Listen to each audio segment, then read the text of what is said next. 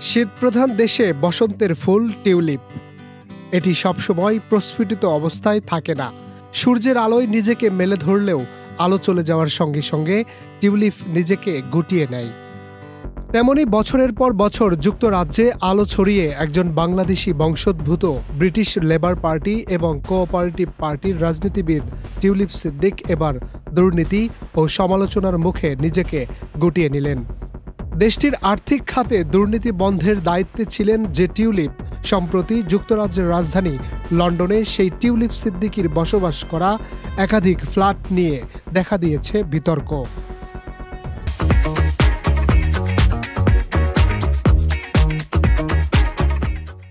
Tulip Siddique ছিলেন যুক্তরাজ্যের অর্থ মন্ত্রণালয়ের অর্থনীতি বিষয়ক মিনিস্টার।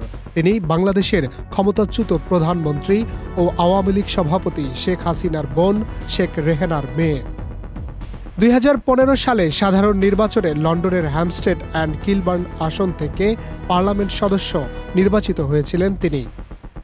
গেল কিছুদিন আগে প্রকাশিত সংবাদ মাধ্যম ফিনান্সিয়াল টাইমসের খবরে বলা হয়, লন্ডনের কিংস ক্রস এলাকার কাছে টিউলিপের মালিকানায় একটি ফ্ল্যাট রয়েছে।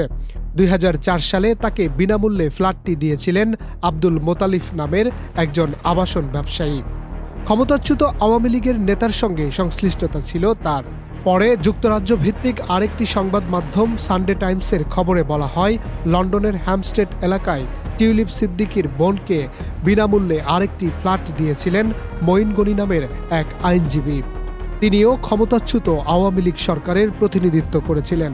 হ্যামস্টেডের ওই ফ্ল্যাটে একসময় বসবাস করেছিলেন টিউলিপ।